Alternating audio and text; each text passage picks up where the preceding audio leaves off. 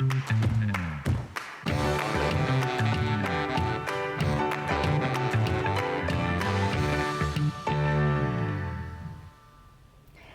there, welcome to this edition of Dufferin Life. I'm your host, Tina Avery. Thank you so much for joining us. Joining me today is a familiar face, Radina Montgomery. Thank you so much for joining me. Well, thanks for having me on the show. I appreciate it. It's always important, and I know you've been on the show a few times to talk about different events, but there's another event coming up for Dufferin Hospice and Hospice Dufferin. I do it every time. I say I'm not going to do it. It happens all the time. Yeah. So tell us a little bit about what the event is, in case there's anybody who hasn't heard of it and what's going on. So the month of May was always associated with palliative hospice care week, month, whatever. So hospices across the nation would host and organize this hike. Now, we've always done, our hospice always held our hike in May. I think this is the 15th year, so at least 13 of those years was held in May, and then last year and this year we moved it to June. Okay. So the Hike for Hospice Dufferin is our premier event, and it's our largest fundraiser of the year. So let's talk about that. Why is fundraising so crucial? Sorry, I had to giggle there. Yes, it is so crucial. Well, the reason is with the government, we're government funded. So we're only government funded 60%. Okay. So then we have to raise 40% of the rest of the money that we need in order to keep the doors open, in order to provide services, in order to provide programs like wellness programs that we provide. So that's why fundraising is so important. So to break it down, I mean, these are not exact numbers, but you're looking at least over $100,000 that has to be raised in 1 year to help support what we have to do at our hospice. So that's why fundraising is so important and why we rely so much on our community to support us. And I think, unless you actually put it down to numbers, people don't really realize, there are so many different organizations and groups and not-for-profits in the community, and everybody's doing their best to service the community. But unless you look at the numbers, you don't realize that's a lot of money to have to raise. And I think part of the hurdle we have too is when people hear of a hospice, they automatically just assume it means a place to go at end of life. Mm-hmm. Now we're communities, so we don't have residential, but what we do is we are there for you if you've been newly diagnosed, say, with cancer. It doesn't mean you're going to be at end of life. It just means you might have gotten a diagnosis. So now you need some support. Mm-hmm. And that could be psychological support. It could be wellness support.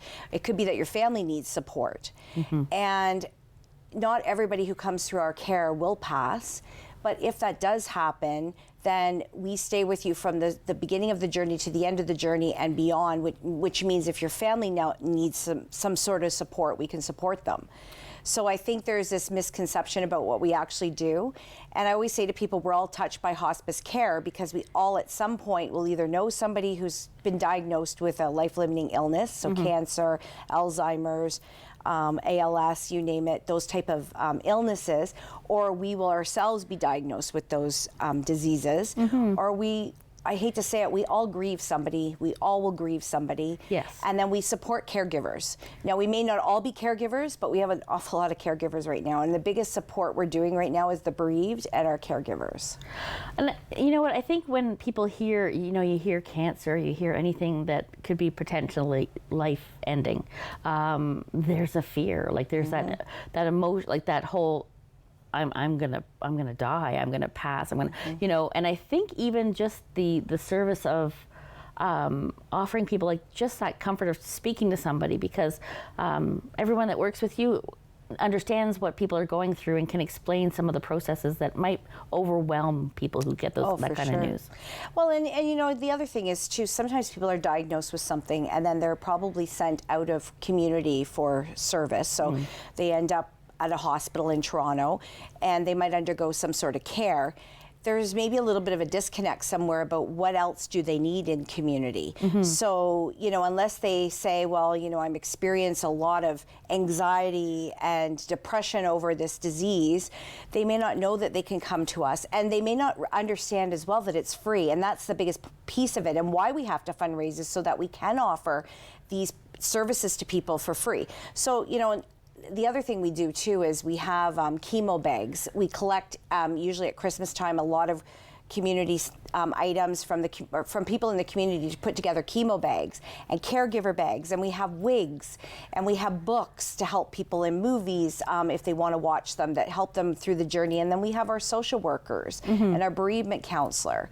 So, you know, we have our touch points are on a lot of things in the community. We also have access to other things. There's a round table of medical doctors that can sit and discuss, okay, I have this client and this is the need of the client. So, you know, this is why fundraising is important for every organization. And especially for ours, in the sense, because we do know that we only get that 60%. So in order to operate and be there for our community, we have to come up with the other 40. Yeah, and it's a lot of work fundraising for sure, especially when there are so many organizations that are all worthwhile, and we try to support them all as best we can. And I'm always one to say to people, you know, if you can't support financially, help spread the word about what's going on. Help spread the word about, you know, that doesn't cost you anything to say, hey, did you know that there's a hike happening, you know, that helps to raise funds. And let's talk about the hike. So tell me when and where. So the hike is on Sunday, June the 11th at Manora Park. It starts at 10 o'clock. We'll have like the registration, the opening ceremonies, and then we have somebody from I Thrive Studio who will be getting everybody warmed up and ready to hike the trail. You can hike 1 kilometer, 2 kilometers, or 5 kilometers through Manora Park. It's a beautiful, beautiful trail. It's a beautiful morning, afternoon of sort of reflection. It's not necessarily a sad day. It can be, you know, there's going to be those moments you think, but I think there's a lot of great moments of just being with family, because it is kind of a family event. We'll have something for the kids. We have music. We're going to have like a lunch afterwards. And then at 1:30, we're going to do a butterfly release, which is my favorite part of the whole day. So we have butterflies that we release, and people release them in memory of somebody. Now, we do sell the butterflies separate from the hike. So if somebody doesn't want to attend the hike, but they would like a butterfly, they can purchase one on our website, and then they can come pick it up and take it wherever they'd like to release it. That's amazing. And I should add that we do have an online silent auction running as well, online. So the silent auction has been moved sort of out of the venue, but online, which means anybody can participate. You don't have to attend the hike to participate in the silent auction. So what kind of items are we seeing in the silent auction? Well, we do have a golf package from Hockley Valley Resort. We have lots of experience trips from like CN Tower, Castle Loma, Science Center, like a lot of Toronto destinations. We have a Niagara Falls destination on there. We have some local businesses, you know, like your Harmony Whole Foods, the Chocolate Shop, one of my favorites. There's a staging company called Marnarchy that's donated something. There's More to Love. It's an interesting business. They have a lot of different things, and they've given a really nice gift certificate. So there's like something for everybody on that site, and it's very simple. You just, you know, log in and bid on what you want. And you know what's really, like, I've talked about it before, but you know what I really love is going out, and I don't want to buy a gift anymore. I want to have an experience. Yeah, you know, me too. Like I want to go out and, I don't know, I'm not a wine drinker, but for those wine drinkers, go out and do a wine tasting or a beer tasting or a vodka tasting. I haven't found one of those yet. Well, even like the one for Niagara Falls, it has about 10 different things you can do. It's from the Niagara Park, so you can go under the falls and all that kind of stuff. So it's kind of cool. So if you've got a weekend, you know, away that you want to do it, and I think it's for 2 or 4 people, I forget now, but I love experiences as well, and it was really, we've been lucky in that respect that we've gotten these type of gifts. I think there's a Keurig, there's some purses. Oh wow, lots very of nice stuff. Yeah, wonderful, generous community we have. And I think too, like if you're looking at it, I mean, and of course it all depends on what situation you're in and that sort of thing, but if you've been diagnosed with something and you're able to go out and create experiences for your family, right? As a family, with your friends, whatever it has to be. I mean, obviously, you know, there's medical advice in there for some people and whatnot, but if you have that opportunity, I don't know, to bid on someone, or just somebody who may have lost somebody, to take them away, it makes all the difference in the world to just get away. Well, it's about creating memories too, whichever way you look at it. And just even, you know, linking into our wellness programs, part of the reason we raise that money is we've found that with wellness programs, it helps to keep people healthier in the journey that they're on, right? And there's been case studies that show sometimes that that it extends their life if they have that ability to be positive and be involved in something. So if it's journaling or art therapy, those kinds of things, it helps the mind, right? Yeah, and that's a big part of the battle, just as you said. Like, it's hard to not be negative when somebody's been given a diagnosis, but finding that way around to the positivity can make a world of difference for somebody who's fighting, or the family who's supporting, for sure. That's right, and that's why this is important. Yeah. So now I know you talked about how long the walks are. What if you can't walk that far? That's okay. You can still join us. You don't have to walk. I actually had a couple of emails saying, is it stroller friendly? And yes, it's stroller friendly. And also, if there are some limitations, I mean, if you're not comfortable walking the path at Menorah, you could walk the subdivision up above because it's all concrete, right? Right. So if you were in a wheelchair or walker and you weren't comfortable, you don't even have to walk. Like, at the end of the day, nobody's judging you. This is really, it's not like those walkathons that we used to have back in the day where it's like, oh my gosh, right? 10 cents a whatever. Remember, whatever, yeah. It's not like that. It's really just, this is a hike. You do what you have to do. Menorah Park is beautiful, even if you just decide to come and you just want to sit on a picnic bench and take in the beautiful atmosphere, the birds. I've been out there a few times, and the cardinals are beautiful. Like, they'll fly around you, and it's kind of cool. So you don't have to hike. You just need to be present. Right. And that's all, and that's all you have to do, really. So. Well, I think that's it too. I mean, it's coming up just on the weekend coming, and you still have time to go out and register online, build a team. You can do it. Just go to everybody at work and say, I'm doing this. Well, I should mention, we do have a community challenge. So what we're doing is saying to the community, the person with the team or individual, you don't even have to set up a team, but the community challenge is whoever brings in the most donations will win a big pizza party later. Oh, that's amazing. So I think it's a great challenge for maybe the schools, like it is, the schools, if they do it, we'll buy the pizza, the car dealerships, the real estate agents, like all these different industries, if they get together and challenge each other, well, whoever brings in the most money, they'll win a pizza party. So do you have a goal, a financial goal for the end of the event? Personally? No. Well, the hike, our goal is $15,000, and we're about halfway there. I think we're just over halfway. That's not including the silent auction that's ticking away in the background. So hopefully we can meet that goal. We did exceed the goal last year. Great. So I'm confident we're going to meet the goal this year. So yeah, that's sort of what we're looking for. And when does the silent auction close? So those people who are just itching to get online to bid. So the silent auction will close actually the day of the hike. Okay. So what we're going to do is we've printed up all the QR codes for each of the individual products, and they can actually scan them at the hike too if they want to bid on them. Okay. But you can watch it online if you don't attend. Yeah, and bid on those few things that somebody keeps outbidding you on. You get to just keep going on there. And actually, that's pretty cool. You actually get a notification either to your phone or an email to tell you that you've been outbid. So you don't have to worry about missing it. It'll tell you, oh, you've been outbid. It's happened to me a few times. Wonderful, Radina. I want to thank you so much for joining us and sharing this great event, and I wish you all the best of luck. Thank you. Hopefully, we'll see you out there. Hopefully, absolutely. And don't you go anywhere. We'll be right back.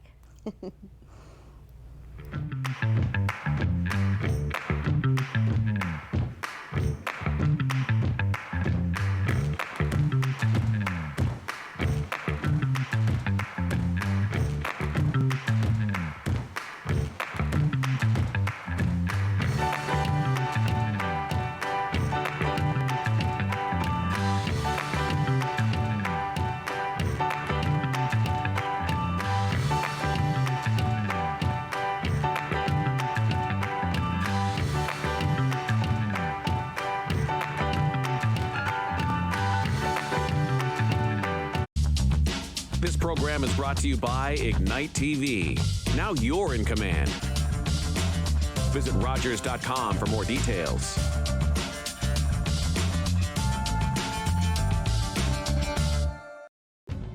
Hey, do you like movies? You know I do. That's why I see all of them. And if you want to know which ones you should see too, check out the latest Cinema Scene reviews and interviews. They're hot, fresh, and delicious, and they're online at rogerstv.com/cinemascene, popcorn not included. This offer is available everywhere.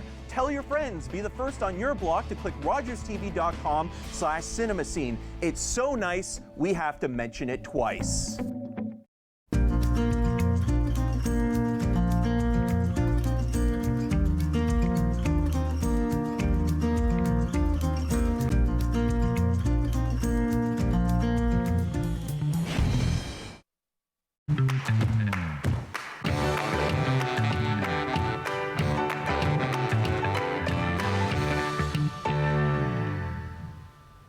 Welcome back to Dufferin Life. If you're just tuning in, thanks for joining us.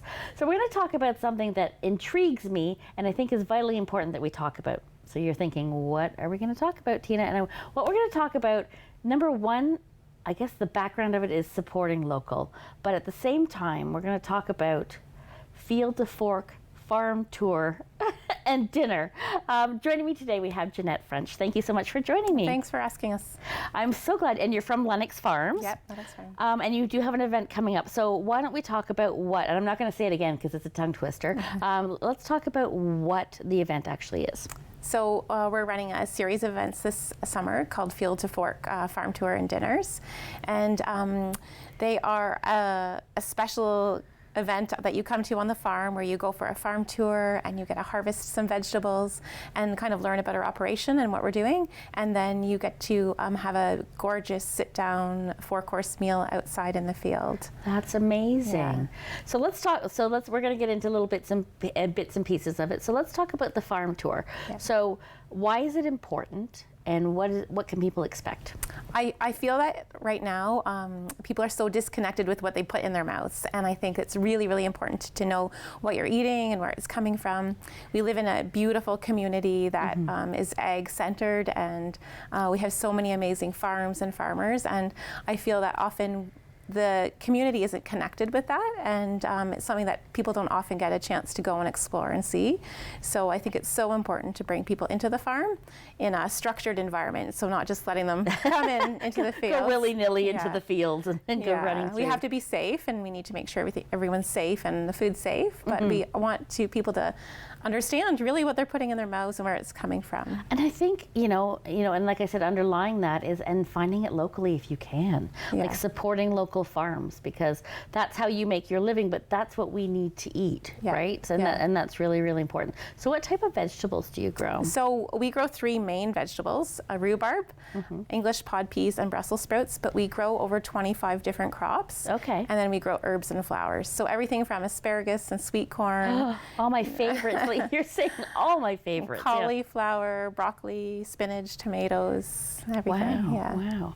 Okay, so let's talk about how the dinner works. So so you bring chefs in to cook the dinner. Yeah, so each meal has its own special chef or a group of chefs who've signed up, and it's really focused on in-season vegetables. So we have 5 different chefs for 4 events, and they all have their own unique flair and their cooking style, and then they take whatever we're growing and what we have local, and they craft it into a beautiful 4-course meal.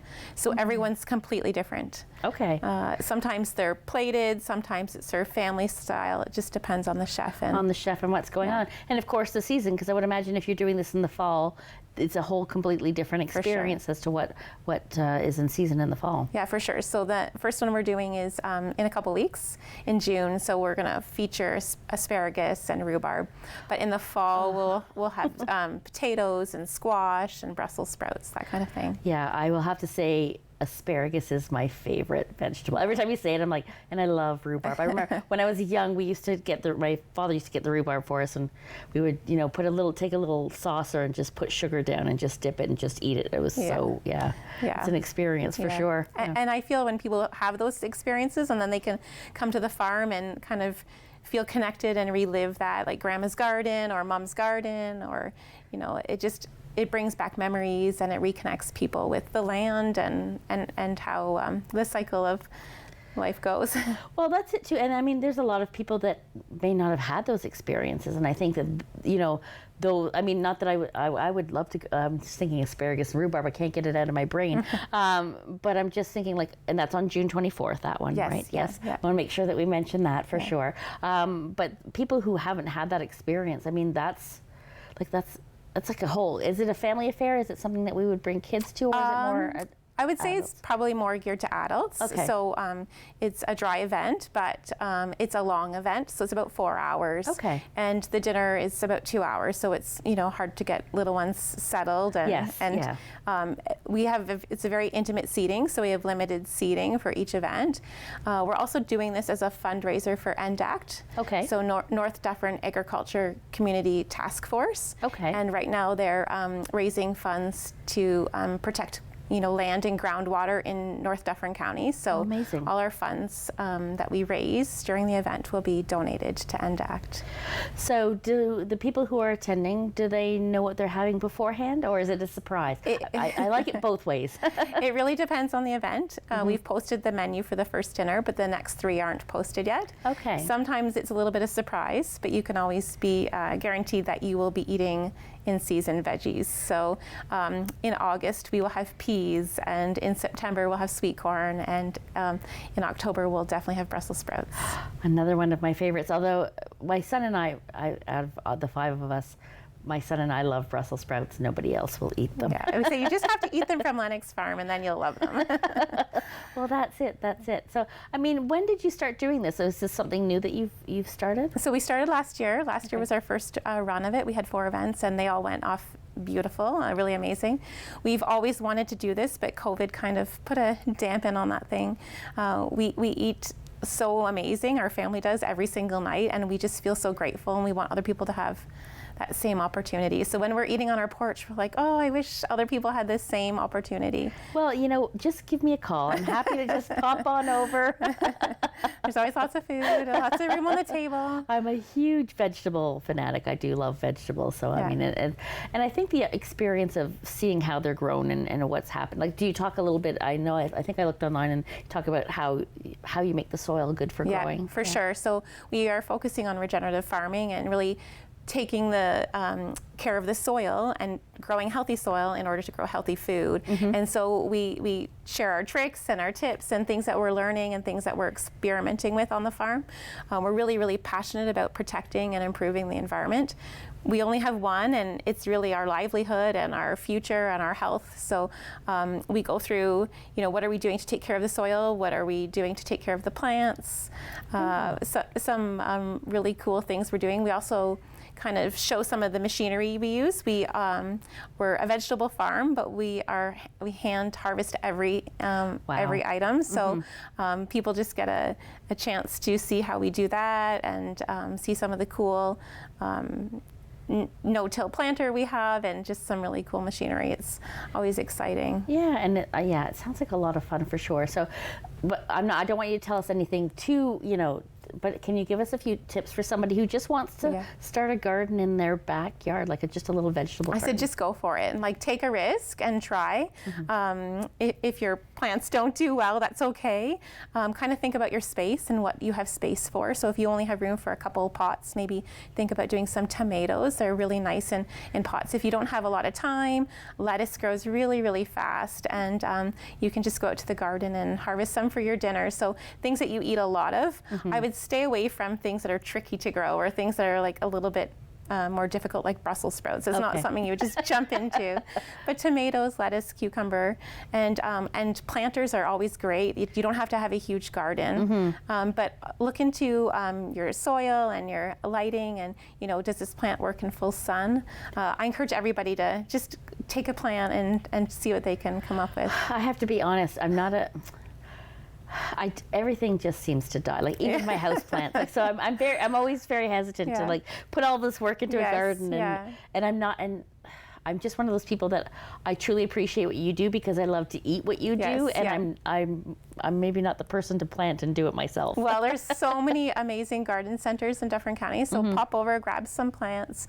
I encourage everyone to start with tomatoes and lettuce. They're really, really easy and really rewarding. So if something happens to survive. So the plants that you grow, are they fairly hardy? Because I know that we've had such a climate change over the past few years. So I'm finding so much really dry heat for periods of time with no rain, and does that affect a lot? Obviously, it affects a lot. For sure. We don't have irrigation on the farm, so our main focus is taking care of the soil. If you have really healthy soil, it can withstand drought or really intense rains. So if it's really healthy, then it will drain well if you have tons of rain. If it's really dry, like it has been the last couple of weeks, if you dig down, there'll be lots of moisture still in the soil. So our focus is really taking care of the soil and growing healthy soil, and that will help the plants. We can't combat frost, so we had a big frost last week or the week before. Oh my goodness, yes. It was terrible, but we just do our best. We grow lots of crops, so if you have a failure with one, then you have another one that will keep you busy. And we also grow inside. So our lettuce is in a field greenhouse, and our tomatoes are inside in the greenhouse as well. So they're pretty protected. Well, I mean, that's good too, if you have the space to do something like that. So are there certain vegetables that will only grow in certain types of soil? For sure, yeah. We have a really amazing soil called silt loam soil. It grows, and it's a very cool climate where we are. We're high elevation, so we grow really nice brassicas like cauliflower and Brussels sprouts, but they don't grow as well in sandy soil. So really knowing your soil and knowing your climate is really, really important. It is, for sure. So let's talk about how people can get tickets, as well as you know, how many seats approximately are available for each dinner? Yeah, for each dinner we have 40 seats, so it is very intimate.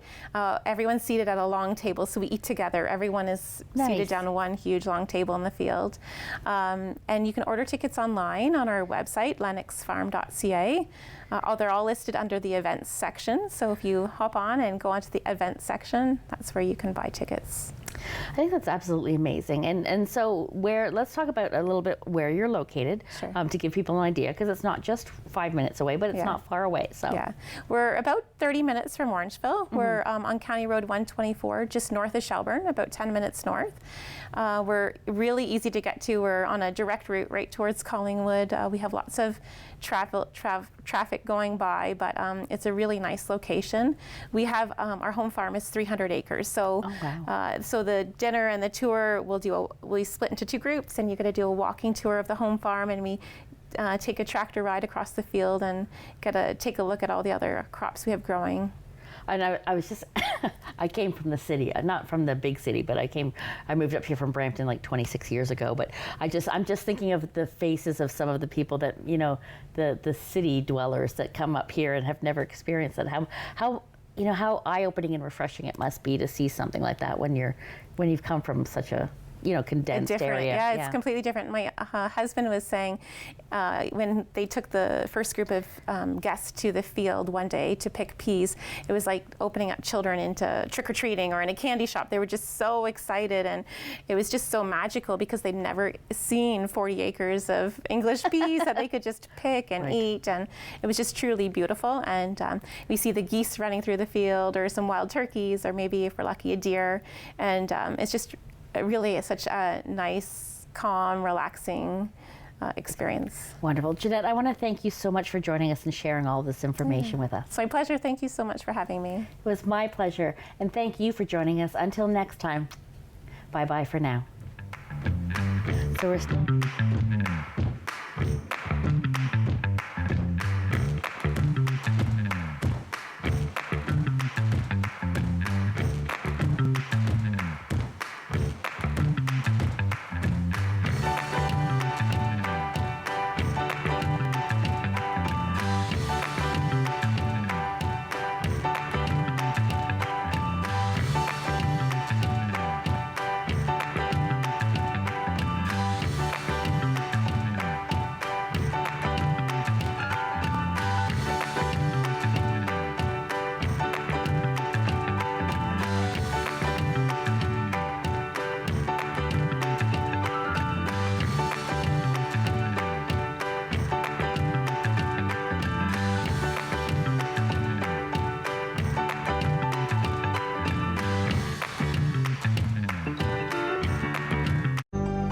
Call the Rogers TV viewer response line, email us, or connect with us on social media.